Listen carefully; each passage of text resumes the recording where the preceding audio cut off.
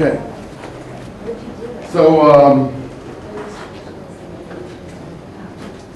you know, in the introduction to the Jewish War, Josephus says some things that are extremely interesting. Sometimes it's worth, I don't mean the editor's introduction, I mean his own introduction. People don't realize how modern these writers were at that time. The reason we're bothering with Josephus so much is, first of all, the background he gives to the history, and we're doing history. But second of all, the fact that it's one of the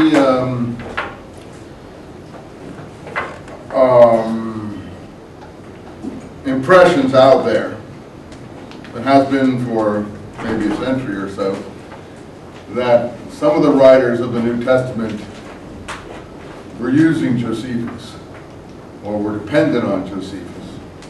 And to make such an evaluation, you have to look at Josephus.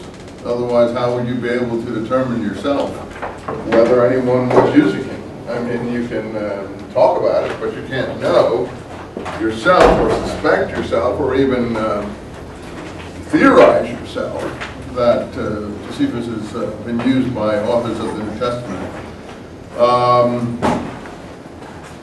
I think certainly the book of Acts is aware and is incorporating material from Josephus.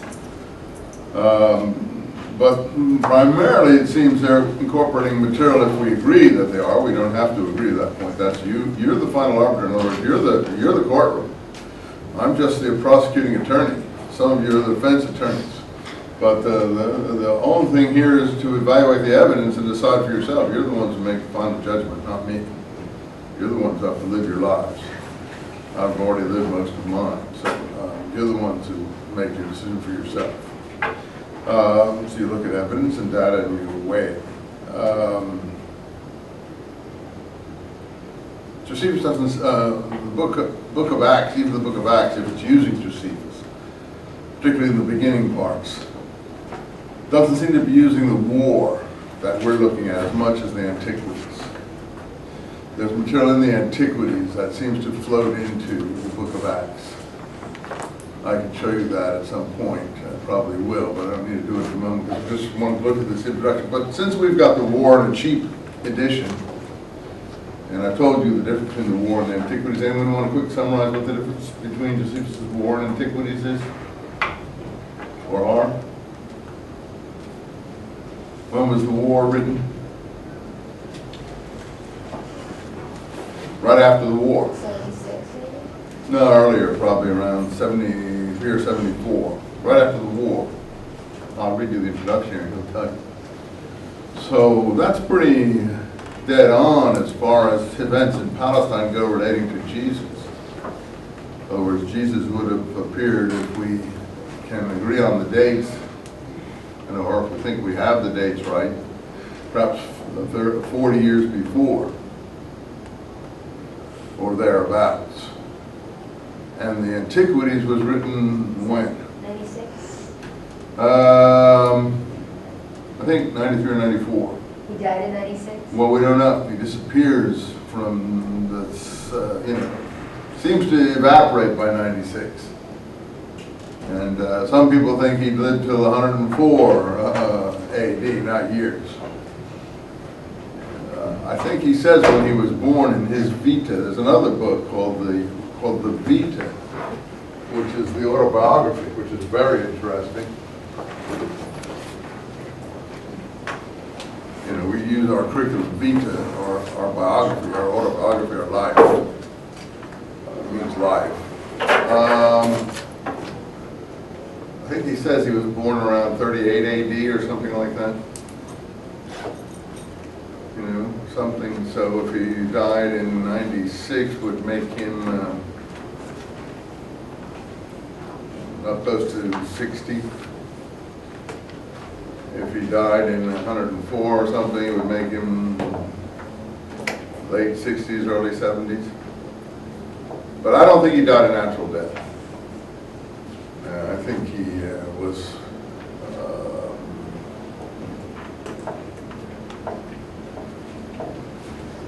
swept up in the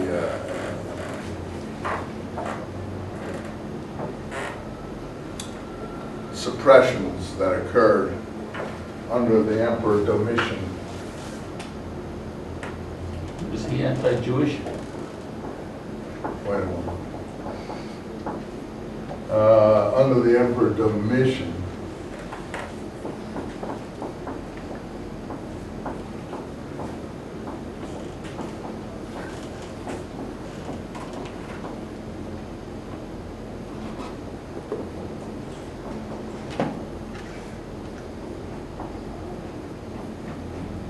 wow, I'll just keep on writing.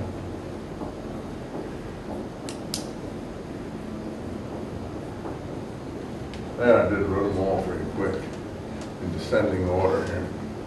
These should be second nature to you, these people. You're going to study this period. I mean, you didn't probably learn them in high school, and probably you haven't learned them in many other courses in college. But in a course like this, historical, Jesus, the accent on historical, you really ought to know this kind of thing like second nature, who the Roman emperors were at any given moment. I can't give you the dates precisely, but I think we can say that I think Claudius, he didn't die a natural death. He didn't die a natural death. These two, I think, died a natural death. He didn't die a natural death. He died a natural death. He died a natural death. I don't think he died a natural death. Domitian. In fact, I think he was killed by a Christian. The rumor is that he was killed by one, interestingly enough, a slave called Stephen, a Christian slave. And Stephen is a famous name in Christianity.